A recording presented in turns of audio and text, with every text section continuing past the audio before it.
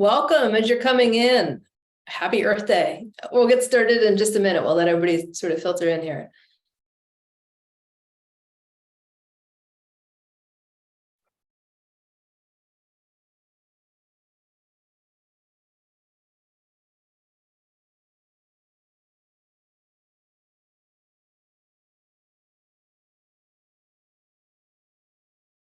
Welcome, welcome. We'll give everybody just another minute to come in here. Happy Earth Day. Thanks for joining us tonight. We'll get started in just a sec.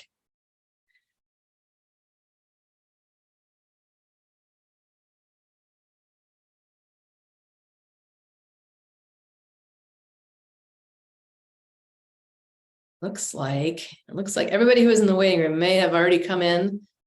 Alexis, are we good to get going? We are good. All right. Well, welcome everybody. Happy Earth Week. Happy Earth Day. Welcome to the National Society of High School Scholars Earth Day virtual presentation and panel discussion. We're in for a treat tonight. We're going to have a great conversation with some incredible young people who are doing incredible work for our planet. And hopefully you guys have good questions. We'll have an opportunity to ask questions at the end. And the goal for tonight is really to think about the opportunities that you have to be able to make a difference. My name is Courtney Kimmel. I am with the Captain Planet Foundation.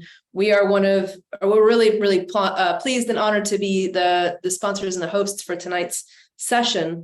And Captain Planet Foundation, if you haven't heard of us, you probably haven't. We are based on an original cartoon show from the early 90s, which if you go on YouTube, you can find the videos. They're funny animation, but incredible cast. Like Google them, it's wild. But the show is about 5 young people from different parts of the world who were given these incredible magic rings, and they controlled different elements of nature. And when they saw an environmental problem, and they were all over the world, they were from 5 different continents. When they saw an environmental problem, they would put their rings together, and by their powers combined, they would call down Captain Planet, and together they would solve these environmental problems. The little known fact is that Captain Planet was actually a metaphor for the power of collaboration of young people from around the world working together on these problems. Sound familiar? So the Captain Planet Foundation is really, our mission is engaging and empowering young people from around the world to be problem solvers for the planet, people just like yourselves. And we've been around for about 30 years. So we've been around a while. We're based in the US in Atlanta, Georgia. And for the first 20 years, I'd say, of the organization, we worked primarily through schools and with educators to develop curriculum and stuff like that. And you guys changed the way we work. Because we have these, it makes it a lot easier to get information. We see these problems. We don't really have a ton of time to learn about it and write curriculum and figure out what's the evaluation tool. A lot of the young people like yourselves were knocking on our doors and saying, we need to act now. And so we pivoted the way that we do work. And we'll hear from John. John is one of the young people who have helped us sort of imagine how do we do that. And we created an organization or a program called the Planeteer Alliance. And the Planeteer Alliance is this global community of young people just like yourselves from different parts of the world who are passionate about environmental action, who are ready for action, and who are working together to create these campaigns for change to adjust these problems. So at the end of the day, check it out. I would love to have all of you as part of the Planeteer Alliance. It's free. It's incredible. We'll talk about that in a second. One thing to note is that Planeteer Alliance is completely youth designed and youth driven. So we've been doing this work for a while. We're like, how do we build this program? We brought together 14 young people from all over the world and said, tell us how to build this program. And so they broke into teams, and for 2 months, they designed the Planeteer Alliance. They came back, they gave us all of their input and said, here's the blueprint, now go. So we built Planeteer Alliance to spec based on this design squad's recommendations. And then we have the Wisdom Council, which John, our moderator, is part of, and an ambassador, who are helping us sort of make decisions and figure out what that looks like today. So one thing to note about us and our work is that we are listening to you.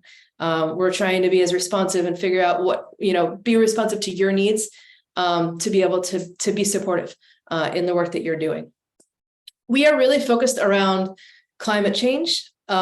We have young people who are incredibly passionate about everything from sharks to mangroves to butterflies and all of these incredible important issues. But I think at the end of the day, what we've been able to say is a common denominator is if we don't address climate change, all of these things are in peril, right? And so it becomes this equalizer where if we can start to organize around known solutions, then we can start to make a difference. Like we can address all of these problems that everybody brings to the table. Climate change is big, it's scary, it's complex, but the good news is it's not a mystery, right? We know what the sources are, we know what the causes are, we know how to address those problems. It's not a function of science, it's not a function of technology, it's not really a function of money, it's a function of leadership, right? And you all as young people are incredibly effective and powerful in being able to urge decision makers and leaders to make the right choice. And so Planeteer Alliance is organized around these solutions. The original show was based on like I said, the rings. And so we've used those elements to organize known solutions. So Earth is all about food and soil and forests, and how do those systems play a role in addressing climate change? Fire is about transitioning away from fossil fuels and towards clean, renewable energy. What does that look like? What does that look like in your community? What does that look like in your country, in your state, wherever? Transportation, energy, that kind of stuff. Wind is about circularity. Think about wind being never really ending. It's about how do we get away from extractive industry that we dump, right? We like pull a bunch of resources out of the ground, make a thing, and then throw it away after one use. How do we get away from single use? How do we get towards end of product sort of design where we're reusing and reclaiming and recycling? Water is about oceans and lakes and coastal wetlands and mangroves, which we'll hear about today, which are really important carbon sequestering systems and sinks. So what is the value of those and how do we protect those? And then heart is our centering element. Heart is really a reminder for us, all of us, to lead with hope, to lead with empathy, right? And to really focus on centering justice and equity in the work that we do, not just creating solutions that benefit a few, but how do we make sure that the solutions that we develop and we implement help everybody, and especially help those who are disproportionately impacted. So that's the framework that we work with Planeteer Alliance. And it's all about solutions and campaigns. So if let's say you're really interested in food waste, we have a whole group of people who are really interested in food waste, who are doing composting and menu waste, which is a major contributor of methane. Right. And all these young people in different parts of the world are creating these campaigns, which are action projects, right? They're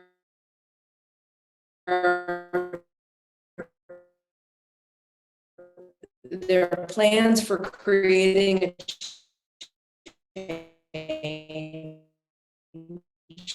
that are time bound. So it's in the next 6 months. So the campaigns are and if you join, you'll have an opportunity. Cool model. We have an online community it's bringing all these ideas, all these resources to bear. We have young people from around the world who are joining and joining in these conversations, helping each other, supporting each other when they're running into barriers. We have Planeteer clubs. So if you have a school club, a green team, an environmental club, an after school club, a boys and girls club that is interested in bringing this kind of work into your club, we have a way for clubs to become Planeteer clubs. Or it can just fit into your existing programming. And Planeteer clubs qualify. We provide small grants to help with projects. We provide grants to help with hosting events for your community to engage more of your friends and your peers in this work. And again, all of this is completely free of charge. So it's really just a way of helping you as a community of young people who want to do this work. To do it, right? Like to get the resources, to get the things that you need to amplify your work and be successful. And just real quick, a pitch, we have these global summits. These are in-person events that young people are hosting in locations all around the world. Last year was focused on water. We had 10 locations in different parts of the world that all brought together, I guess, total about 650 young people from all around water. And so these events took place all over the planet the same weekend. This year, we're hosting one focused on plastic. So it'll happen on the same weekend, last weekend of July, all over the world. So if you're interested in joining and hosting one of these summits, we offer small grants to support the cost of those events. And the idea is really just to galvanize your community and young people in your community to take on these challenges and then become part of this larger community that you're not doing this work alone. So this, and the cool thing is the WIN Summit is in partnership with the United Nations Environment Program. So there's going to be even more interesting stuff happening with that. Okay, that was a lot. So Planeteer Alliance, if you're interested in this work, if you're interested in joining a global community of young people that are doing this work, check it out, planeteeralliance.com. But you've heard enough from me. I am really excited about this panel. We are going to be talking to a number of young people in your community who have been doing incredible work. We have a moderator, John Abad, who is a Planeteer who's been engaged with Captain Planet for several years. And we'll be hearing from two of our Be More winners, Chase Hartman and Navita Mahesh, about their work, and Will, who is a National High School Scholar rock star. We'll be hearing about his work too. And then we'll be able to have a conversation. So be thinking about your questions. Think about like what about this work inspires you? How can you build on it? How can you learn from it? But without further ado, I'm going to turn it over to John, our moderator. So John, do you want to introduce yourself? Hello, everybody. My name is John Abad, and I am the 18-year-old founder of the nonprofit organization Save Our Planet. As it is there, I am originally from Lima, Peru, and I am very passionate about the ocean health. At the age of 14, I founded this nonprofit to coordinate massive cleanups involving more than 2,400 participants to clean the beautiful beaches, rivers, and lakes of Peru. However, during the pandemic, in-person activities were not possible. So thanks to Captain Planet Foundation, I conducted scientific research on the most polluted beach in Peru. We analyzed debris data, tested water quality, and interviewed the surrounding community. This research earned the Action for Nature's International Young Eco-Hero Award, which allowed this initiative to be recognized by authorities in the city. And more recently, as Courtney already mentioned, I was one of the 10 hosts who hosted this summit for water conservation. And we partnered with different environmental activists from the amazing Planeteer Alliance. And personally, I co-organized a 2-day international conference about water conservation. We, as Courtney already said, we impacted more than 600 young people from more than 10 strategic places in the world. And this conference gathered notable international activists and delegations from other countries. And we taught youth about public speaking and environmental activism. So if you also want to make a difference for the environment, make sure to follow the Captain Planet Foundation and the Planeteer Alliance.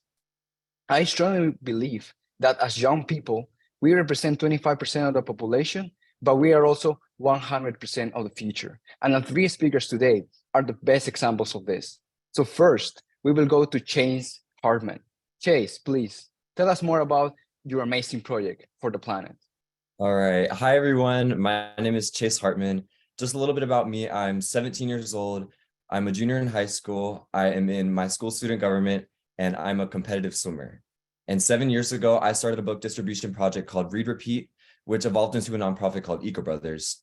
I'm so grateful for NSHSS, and I recently received the Be More Fund for $10,000 to help promote sustainability through this grant by purchasing little free libraries to be put into schools so kids could exchange books they already read, but instead of buying new ones. But I'll get into all that later. Here's where it all began. Think about all of the old books you were lying around your house. When was the last time you opened one of them? Are some of them deeply stored away in maybe your basement or your closet? When I was just 10 years old, I came into this realization one summer day with my friend. I came across a local company near my mom's office who had thousands of giant bins of books that they were throwing away. And I didn't want to see all these books end up in a landfill. That really concerned me. I loved reading, and I wanted to share these books with others. I knew I could combine both my passions of helping the environment and helping others into one project. This was the perfect opportunity for me to bring my community together and solve one small problem that could possibly change thousands of lives. I asked the company if I could have these books, and they immediately gave me 4,000 used books. My project called Read Repeat was born. These boxes were huge, and at first we didn't really know what to do. And my best friend and I started sorting during our free time and collected even more books. We ran book collections through our sports clubs, Boy Scouts, and other organizations. And once we got a couple thousand kids' books sorted, we contacted a local elementary school. We set up tables with mountains of books for the kids to choose a couple of books to keep for their own. It feels really great promoting reuse and encouraging people to donate something they no longer want for others to enjoy it. I've learned that books are really hard to recycle because of the glue in their binding, so what I'm doing is very important. Encouraging my community to clean out their houses of these old books creates a big impact because I can provide others with free books that would have been thrown away if someone hadn't taken action. I've estimated that we've kept at least 75 tons of used books out of landfills, and by promoting reuse instead of encouraging others to purchase books, we've saved 6,000 trees, and I'm pretty sure that's a whole forest. I've now distributed over 210,000 books and 5 little free libraries to more than 55,000 students in Florida. I never would have thought that I had the ability to make such a great impact while also uplifting my peers and providing them with resources that could help the growth of their future. I felt that it was important for this project to become even more sustainable, so I raised funds to purchase little free libraries, and I applied for the NSHSS Be More grant, so I could donate these little free libraries to schools who currently don't have one. And I encourage the kids to share their books when they've outgrown them with the simple concept of take a book, leave a book. I let them know that by sharing with others, they're taking part in community service, and community service builds confidence. I can't do it all myself, so these little free libraries are a great way for my community to engage in reusing and exchanging books whenever they want. People often ask me, how can they start a project and how can they make an impact? I've been doing this for 7 years, and looking back on it, if I would have set a goal to raise $100,000 or collect 200,000 books, I definitely would have been intimidated by my goal or even talk myself out of it. So instead, I took it one step at a time, one book at a time, and I solved one problem at a time. Starting local is very important, and sometimes a grand idea that might involve a lot of traveling or other needs might create a negative environmental impact. So my recommendation to you is to identify your local needs and focus on places that you're more familiar with. It will be easier to make connections and know who to go to when building your initiative. And having a community of supporters such as your friends and family is very important when starting your project.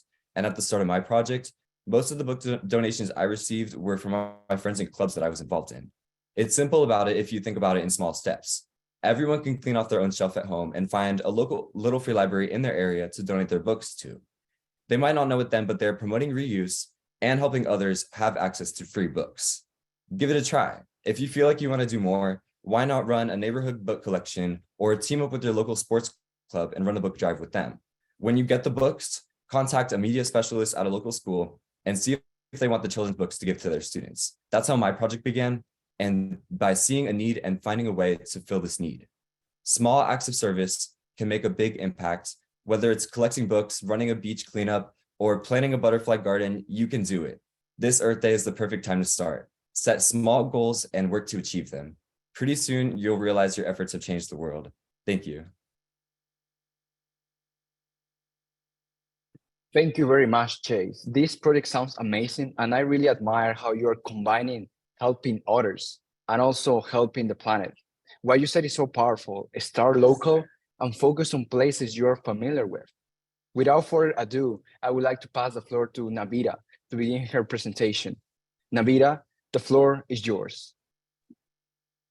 Hi, everyone. My name is Narita, and my project was reduce food wastage in local restaurants.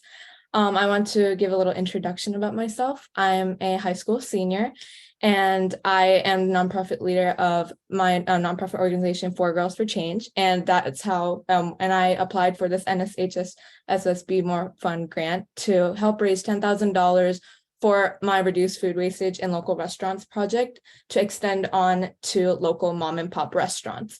And I'm also an active Girl Scout, and this is how this project initially started with my Girl Scout Gold Award, where I worked with a local McDonald's. So I wanted it to come into our local community and go extend it to our local mom and pop restaurants who don't necessarily have the resources as McDonald's to help do this project.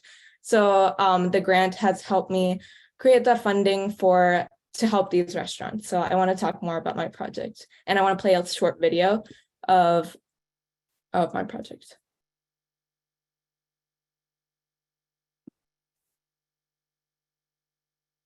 Are you able to share your screen? Yes. Okay.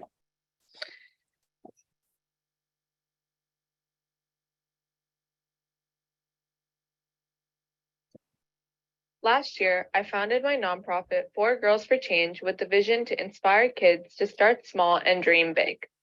In less than 2 years, we have raised more than $18,000 from our fundraisers and spent over $12,000 to support projects through our 9 nonprofit partners. We also completed 19 donation drives to raise over 2,600. Sorry.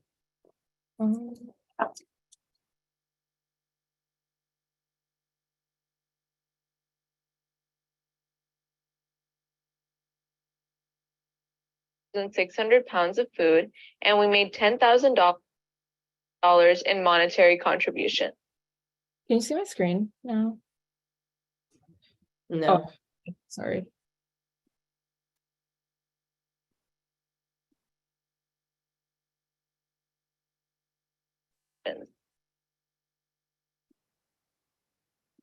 We also completed 19 donation drives to raise over 2,600 pounds of food, and we made $10,000 in monetary contributions. As an active Girl Scout since 3rd grade, I'm very involved in community projects. Last year, I got the idea to get local restaurants to donate their reusable food items to feed the hungry in my local community. This motivated my Girl Scout Gold Award project with McDonald's and Wellborn Management to reduce food wastage in their local restaurants. 3 months back, I won the Gold Award for this project. In just 11 months, over 1,300 pounds of restaurant food has been donated. Now, I plan to extend the project to smaller local restaurants through my nonprofit with your $10,000 fund. So this was the presentation I played for the Be More Fund, and it was to extend the project to 10 local mom and pop restaurants. And can you go back to the slide so I can show the 4-step process for my project? Thank you so much. Yes, so my project goes through a simple 4-step process. And first, 4 Girls for Change, we identify the donor restaurant and recipient nonprofit in our local community. So I'm from Woodbridge, Virginia. So we are currently working with a local Thai restaurant and a local Indian restaurant here. And we're working with these restaurants to help donate to a homeless shelter named Streetlight. And then for step 2, we work with Food Donation Connection, which is the company that brings the food from the local mom and pop restaurant to the nonprofit, and the unused food from every week goes to this local nonprofit. And they Food Donation Connection has an app where the restaurant can log the food, what they have for the week, and set up a time for the nonprofit to come pick it up.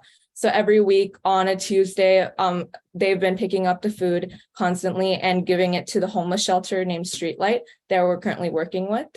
And step 3 is that like I said, the restaurant hygienically stores these food items and donates it weekly. And ultimately, when they give it to the homeless shelter, they are using it again instead of going to the landfills. And actually, landfill waste is one of the main contributors to greenhouse gas emissions. And this project has so far reduced over 150 pounds of methane gas emissions going into the atmosphere. And this is because this food was getting redirected to these nonprofits instead of the landfill.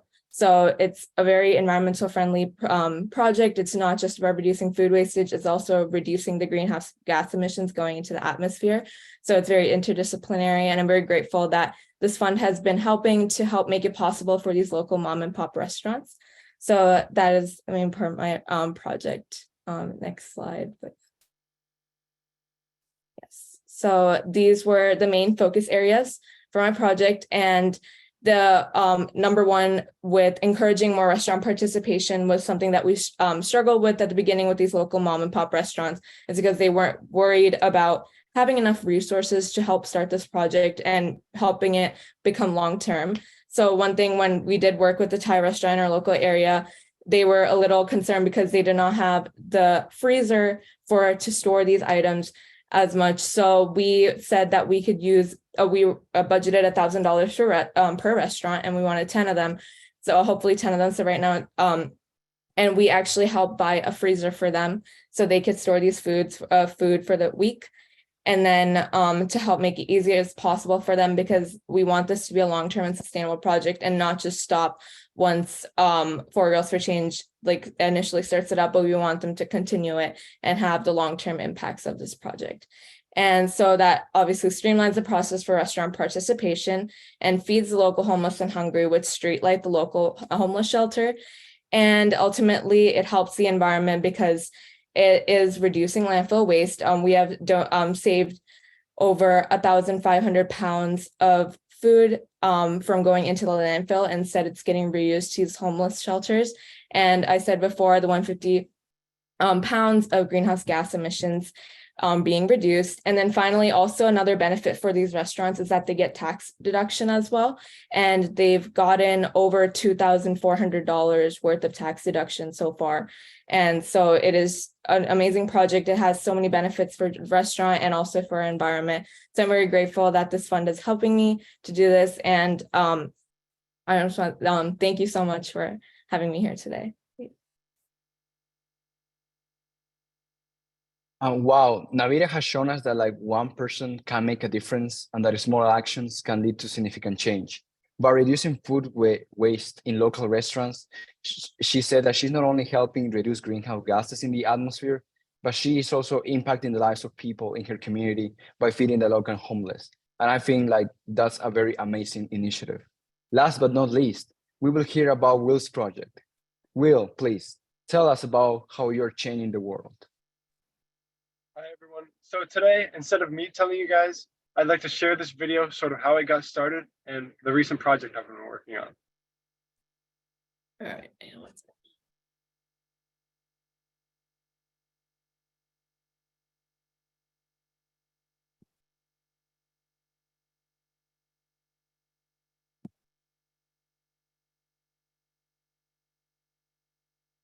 I live in Miami, Florida, along the coast, ground zero for sea level rise. If climate change continues at this rate, in 50 years, our whole city is going to be underwater. Coastline protection is really important to me. Here in South Florida, these mangrove forests can actually play a huge role. I'm Will Sharuis. I'm 16 years old. My project is called A Million Mangroves. In 2017, Hurricane Irma really affected both my home and my school. And there was even a boat that washed up on my football field. I happened to be learning about climate change in school, and I just felt I had to do something. I felt the need. And my actions started with just advocacy. I would just tell my friends, try and get them involved and get them to see the real importance of this issue. I started to bring it up in my community. And eventually, I was able to attend different climate conferences around the world to speak on behalf of the youth voice.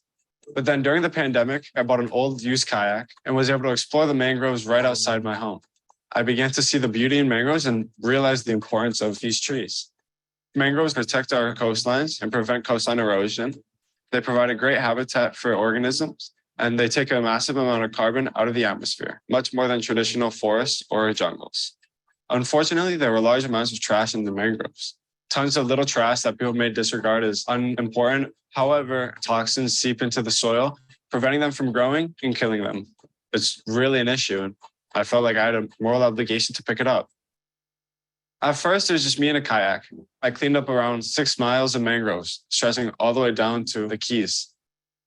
I started telling my friends about the mangrove project, and they were really enthusiastic about it, and they encouraged me. They wanted to make a difference too.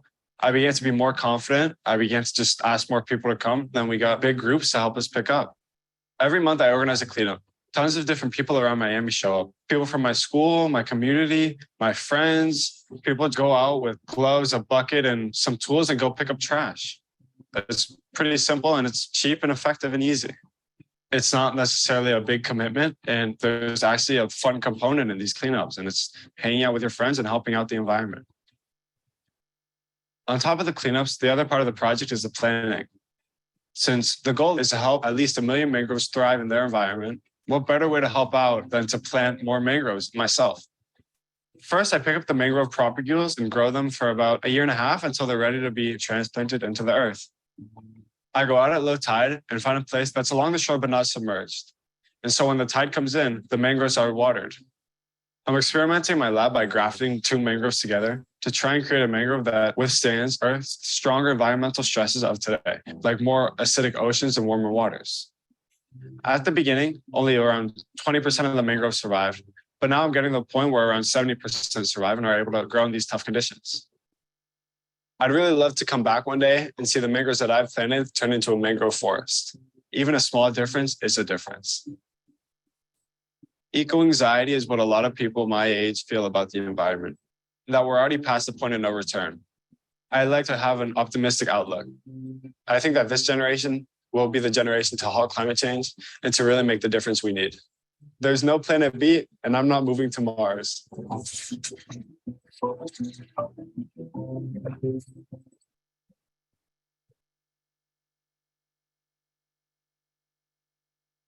Thank you. So for the past couple of years, I've also worked with Dr. Jane Goodall, who to me is the environmental icon of our time. She's 89 now, but she still goes nonstop. And so I want to share you guys some things she said the last time I saw her. Humans are the most intelligent species to ever walk this planet. How is it then that we are destroying our only home? And I mean, you guys all know this. Some of these statistics are from this year. Temperatures reached their hottest year in recorded history.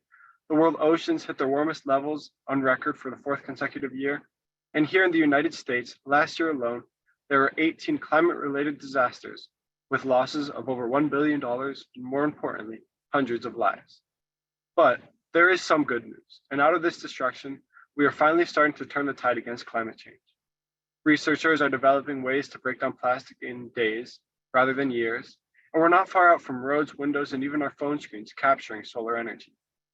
For the first time in decades, though fossil fuel use is still increasing, the increase is finally slowing down. So where do we go from here? It starts with all of us, right here, right now. And if I can leave you guys with anything, it's this, that every change that ever happened in this world started with the power of one. Every one of us can make a difference. Pick one thing, and it can be anything, something small at home or a big project with friends. Then just simply start. Thank you. Thank you, Will. Will is an example that you're never too young to make a difference.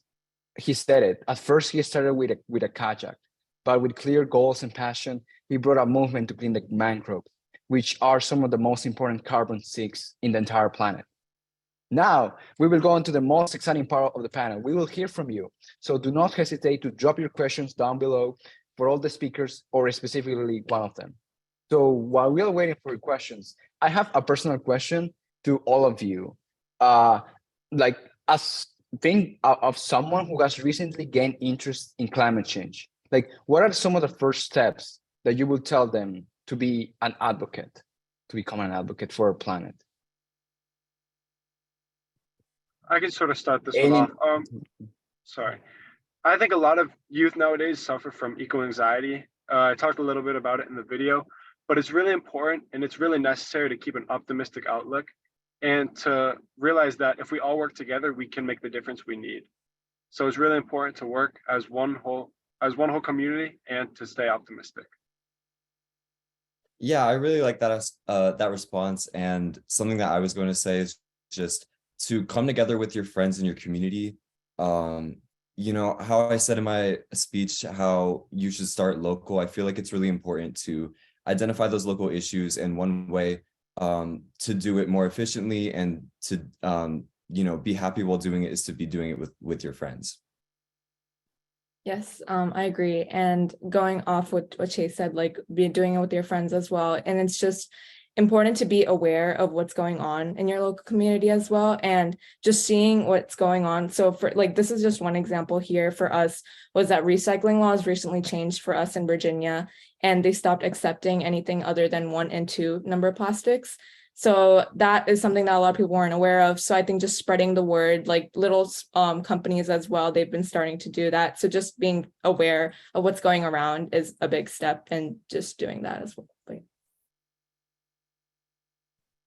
Awesome. Thank you very much, guys, for the feedback. Here we are receiving some questions from the public. And the first one is, how do you guys go about getting financial support for your organizations with partnerships? So a lot of the financial support for my project comes from grants such as this grant from NSHSS. And my advice for getting financial support like this is to just go into it with an idea, go into it with a passion, and most of the time you will get good results from that. This Be More Fund was the first thing that I applied for through NSHSS, and I saw this as an opportunity to expand kind of a different part of my project. So, going into it confident and with initiative for your project is just really important. One main thing for us was fundraisers. We did do a lot of fundraisers with holiday fundraisers, and also when 4 Girls for Change initially started, and just reaching out to your family and friends and saying what you want to do, like show them a clear picture of what you want to do, obviously, and they are always so willing to help with any local community issues as well. So just spreading the word and reaching out to your local family and friends, and even just asking them to spread the word as well, really helped gain a lot of support for me personally. And we were able to raise a lot of support and money for a lot of the projects that we were doing for 4 Girls for Change. Sort of like Chase, a lot of my financial support comes through grants. And to me, it's really important for me to knock on as many doors as I can or send as many emails out there, because it's important to get the word out, and a lot of these organizations and a lot of these companies really want to help out too. So that's the main way I get about this financial support. Thank you, guys. As you said, persistence is key in this part of the advocacy. We also got a second question, which says, what are your research and development methods in your project?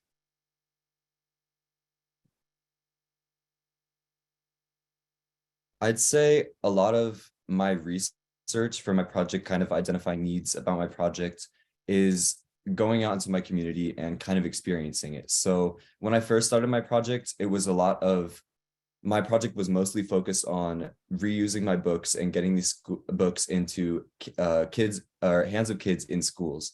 But it kind of, as I went into these schools, I got to meet the media specialists. I talked to people.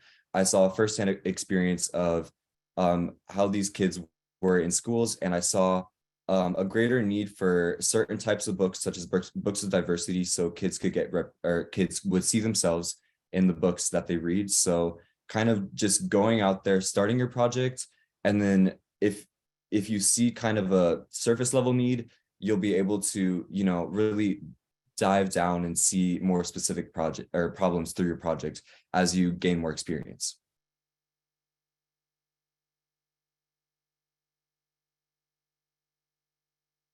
In my case, interestingly enough, I didn't realize the importance of mangroves at the beginning. It was after, actually, unfortunately, a collapse in my neighborhood of a building where I learned that mangroves could have prevented that, because mangroves do 3 main things. They're one of nature's best carbon sequestering devices. They're also a great habitat for marine life, and they also help stop soil erosion, which this soil erosion and this saltwater increase were the causes for this building collapse. So after researching about mangroves, I realized the importance, and that's led me to develop this passion for them and to realize that we really need them, especially here in South Florida. For my end, for our local community, food insecurity was a huge thing, especially during COVID for us.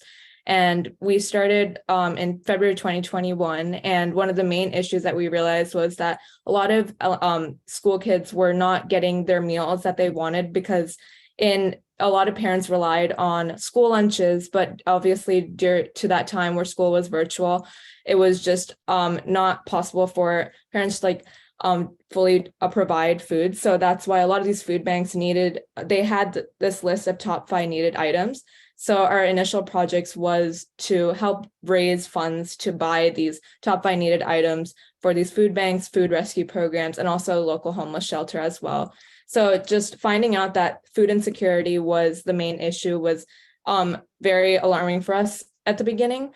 So we wanted to really focus on that, and that's how we extended on to reduce food wastage in local restaurants as well. So just looking at the issues in your local community, like it can even be in your local newspaper, magazines, and like even just like our local websites as well. Like you can find out so many local issues happening. So that is one reason why we were focusing on that. Thank you guys for all that information. As most of you have done, you have partnered with the community or also with other nonprofits. And our third question asks, what is the best way to get in touch with your local government?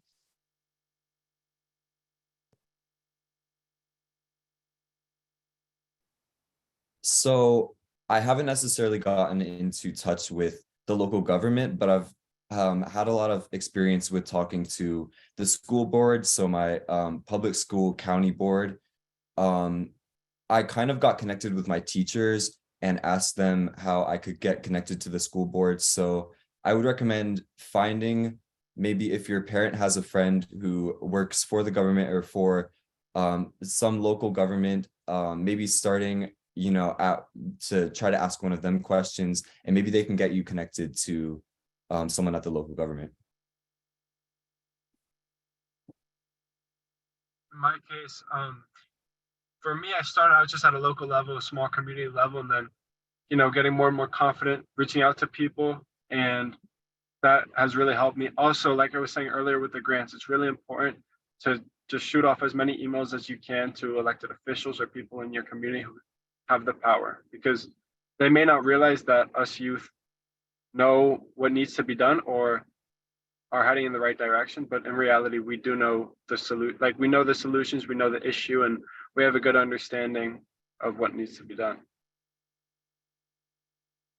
Will and Chase covered most of it, but I just want to emphasize the emails. It's that you have to constantly keep sending these emails, and if they're not responsive, just send a quick reminder email, and they will appreciate that, because sometimes it gets buried in their inbox, and then we could just give them a reminder. And that's something that we did. I didn't really reach out to local government as much, but the school board a little. Actually, we have a board of advisors, and one of our board of advisors is one of the chairmen of the school board. So he provided a lot of contacts for Four Girls for Change. So building those connections, networking, and emails, making sure to keep the communication that was most successful for us.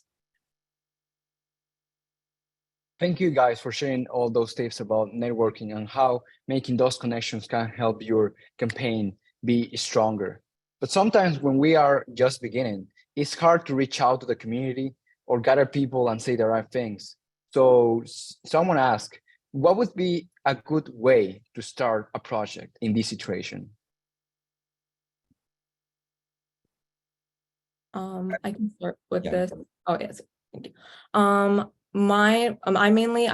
I identified the local food banks, food rescue programs, and homeless shelter. And I actually started sending emails to them. And that is how I initially made contact with them, and then went on to phone calls and just talking to them about what we wanted to do. So obviously they want to know what our goal is as an organization, and if we're thinking about this long term as well. But the one thing that really surprised me the most is how willing they are to have all the support that they want. And actually our first phone call was to the local homeless shelter named Streetlight, and Miss Rose Power, she's the executive director. She's one of my closest contacts of since 2021, and it's just the support, that encouragement that we've gotten from all these individuals is what made this work so much more meaningful. And I'm so grateful that they were so willing for letting us to help. But it's really not too hard to gain these connections. It's just you have to make sure to find the right people, and because they're always willing for they always need help, especially right now coming out of COVID as well. It's very essential right now. So I really like that point. And something I would like to add is I started my project when I was in 5th grade. So I kind of really just built the project off of my love for reading. So one way that I started my project is by talking to my teacher at my school. She was probably one of the most supportive figures, and it still is today, helping my project, even though it's been 7 whole years. So talking to your teachers or talking to your friends, believe it or not, your friends might share the same passions as you, and they will be willing to help you and support you throughout your projects. So there's, you're going to have a giant support system. Your whole community is going to be willing to help you. Yeah, I mean, exactly. It's really important to start off talking by talking to your family members, your friends, seeing what they think, seeing if they have any advice. And I mean, they'll definitely be supportive of what you have to do. And so that's just, in my opinion, that's the number one way to start. Can I actually chime in for a sec? I've worked with a lot of young people who are doing this work, and I'd say the hardest step is the first step, and it's just taking that step, right? And I bet all of you can agree with that. It's like you can overanalyze, you can overthink, and I guarantee you all of your plans have changed, right? From like the first step that you took, you thought it was going to go one way and it went totally a different way, and you adapted and you figured it out, right? And so I think the hardest step is that first step. So you don't hesitate to take it, even if you don't know 100% how it's going to work out. Just take the first step, see where it leads.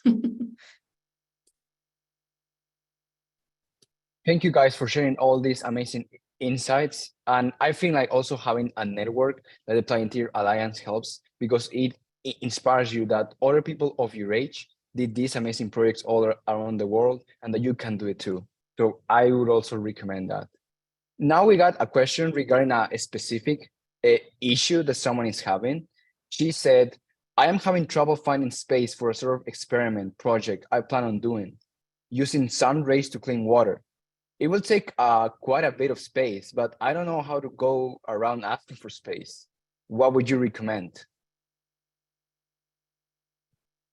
I can sort of start this one off. So for me, when I was trying to find space for my lab, I just went around sending a bunch of emails out. Unfortunately, an aquarium in my community responded and said, yeah, sure, we'd love to help out. We'd love to give you space. So again, my advice in this one is just ask as many people as possible and just get your word out there and get your ideas and your experiment out there. And then there'll definitely be people who are willing to help you. Yeah, just taking the first step.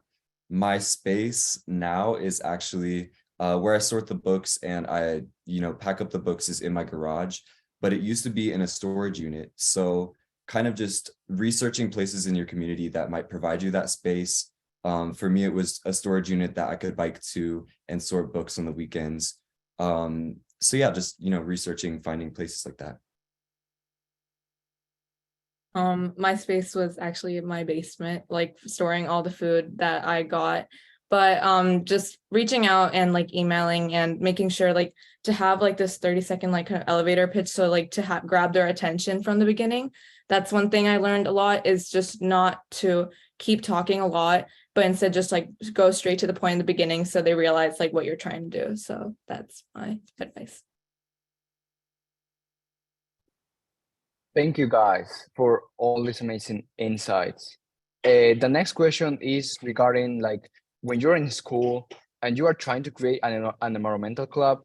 One is very passionate, and like one shares all the ideas that one has about how we can make a change in the community. However, sometimes kids are not interested. So one person from the public is asking, how can I make this come to life when kids are not interested? So one thing at my school that we really love is coming together and hosting kind of school-wide events. So maybe if you could host a school-wide event kind of in combination with the promotion of your club. It could be maybe a movie night or an ice cream night, something like that, while also trying to promote your club and getting signups for your club. I definitely think it will help, because you will have people face-to-face that you'll be able to talk to, that you'll be able to share your passions with. And I don't want to say it's kind of harder for them to say no, but it's going to be easier for you to share your passions and, get the word out of your project when they're all right there in one space. I agree. And also like this week, we did for Science National Honor Society, we did Earth Week all this week. And we did like little challenges every day. And one of them was drawing the water cycle and you have to tape it to yourself and walk around at school. But the thing is, like, if you sent in pictures in the Instagram, you got into a raffle, and we're doing Target gift cards as prizes. And also we've been doing, if you donate bottle caps, and then they're gonna write their names and they can pull it out and also get a gift card possibly from that. So just like doing little games or like these raffles, they will like spark interest, but then soon like people will start to understand that they have like a positive impact with there's a lot of cleanups that our school is hosting, and they give community service hours, obviously, and for all these honor societies or student council that they're doing, they can obviously have those hours to school, so they have a benefit and they can soon understand the impact of what they're doing for our environment. Both Chase and Navita make great points, and I completely agree with them. I'd also like to add that educating, maybe not all kids in your school or not all of your friends may understand the importance and the impact that needs to be made. So in my case, educating my friends on the importance and the future we're going to have if we don't make the difference really got them interested as well. So educating is definitely important. Definitely right. Those amazing strategies that the speakers are talking about. And the next question is targeted to Navita. Someone asked you, what issues have you faced while furthering your projects, especially when you are incentivizing businesses? Thank you for the question. One personal struggle at the beginning was when 4Girls for Change initially started, I was trying to take on too much at the beginning, so I failed to designate roles at the beginning. So 4Girls for Change, it's me, my sister, two of my cousins, and recently actually one of my family friend joined as well. So at the beginning, I tried taking on too much with taking all the phone calls, trying to reach out at the same time and do social media posts. But then I soon realized that I was going to get burned out and I would not be able to balance with school with that. So designating roles early on really helped me help this organization to be stable, and it's still going on today. And also another issue specifically with my project was for the reduced food wastage project with McDonald's. Actually, there was this 1 week where McDonald's called me and they were asking why the food hadn't been picked up for 2 weeks. And I hadn't known about this. And I found out that actually one of the pickup drivers, they were diagnosed early stages with Alzheimer's. So they were going through a hard time and they didn't know who else could pick up the food. So one thing was that me and my dad pitched in to help pick up the food for a few weeks until they found somebody new. But little communication was something that really helped me thrive in this organization, because making sure to communicate with these organizations constantly is what will only allow it to be sustainable. So those issues, they were solved by making sure to having good communication. So those are some personal struggles that I had, but eventually, obviously it's fine now and it's going on. This project is still going on, McDonald's, my initial one. So that was a few of my problems that we had, but in the end, you can solve them if you have a great team around you, I fortunately did have with my organization, and also just having good communication skills. So yeah. Thank you for the question. Communication skills are very important when you create a campaign, and thank you for sharing your experiences. After, when you are on midway or finishing your campaign, we have to measure the impact. So I want to ask you guys, what statistics were most valuable in your project's accomplishments, as one person in the public asked? I would say the most important statistic for my project is that I've impacted 55,000 kids in my county.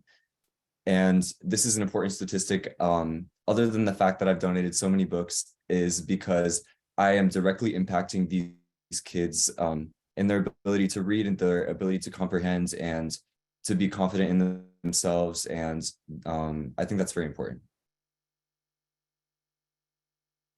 One statistic that was important for me was that actually, according to EPA, that 8.3 pounds of methane gas emissions is produced from 100 pounds of food waste.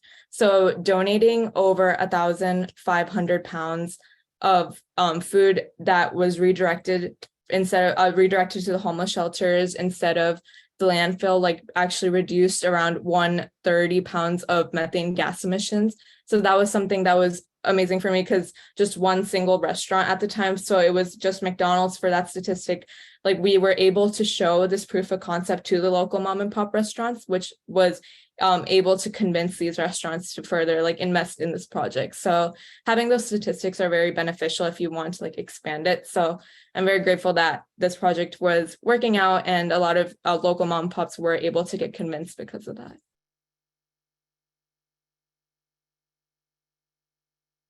Something that's really pushed me forward, especially with this mangrove project again, is that the fact that mangroves actually sequester more carbon than traditional rainforests, which is really interesting. Mangroves also reach maturity at a rate much faster. So, I mean, these trees really are needed and are nature's #1 solution to helping halt and slowing down climate change.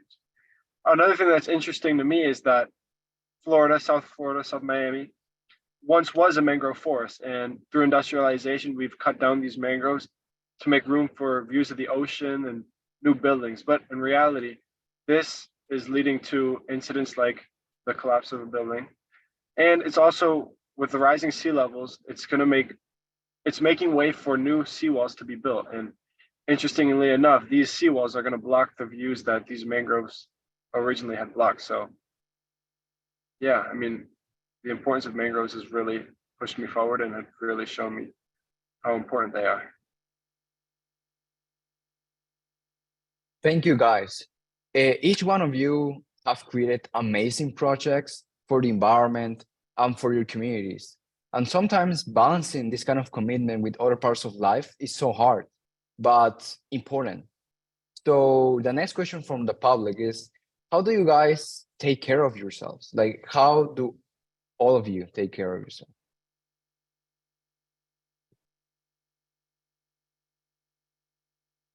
I think I can go. So one way that I take care of myself is through physical activity. So I get involved with my high school swimming, and I'm also involved in a club swimming. And I think that, you know, I work really hard at school throughout the day and through my with my projects, but near the end of the day, I get to go to swim practice, I get to see my friends, and I get to kind of reflect while I'm in the water. So I think physical activity is very important.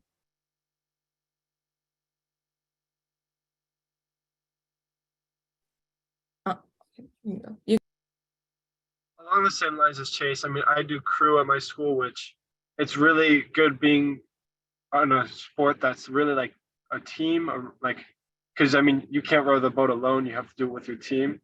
So that component of being with your friends, your classmates, really helps me. Also, I mean, cruise on the water, cruise in nature, and I really like to spend time in nature. It gives me a sense of relaxation and a sense of reflection, just like Chase. Well, I also do crew as well. And also physical activity is what has helped me the most. I've played field hockey, basketball, and rowing for all 4 years of high school. So that is something that's kept me on my schedule, because I think time management skills was something I struggled with at the beginning, but balancing this and with 4 Girls for Change is what helped me thrive. And it's really helped me a lot, because I feel like I'm mentally like in a better place right now, and it's helped me get through a lot of stuff as well. So I'm very grateful for physical activity like helping with me. Thank you very much, guys, for sharing your habits. And I want to thank the public too for taking this time of your evening to learn with me about these amazing speakers. So I guess without further ado, I would like to pass the word to Courtney from Can the Planet Foundation. Yeah, no, this has been an incredible conversation. Thank all of you. Thank you, John, for moderating. Thank the 3 of you for the incredible work you're doing. And I hope everybody who's listening has been inspired.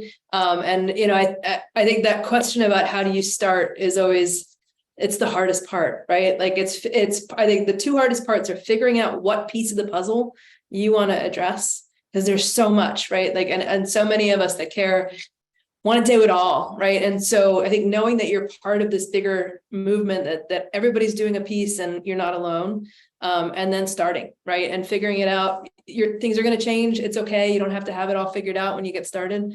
I think, you know, those are 2 great pieces of advice. So thank you all. Happy Earth Week. Go outside. And I think all of you agree that going outside and just reflecting is helpful. So please take a moment this week to do that. And we're really excited that we were able to do this. So thank you all so much. Happy Earth Week. And we will see you soon. Thank you Have a so good much. night. Have a good night. Thank you all for joining. If you are interested in rewatching this, please head over to our YouTube channel, NSHSS, and you all may see the recording tomorrow. Have a good night.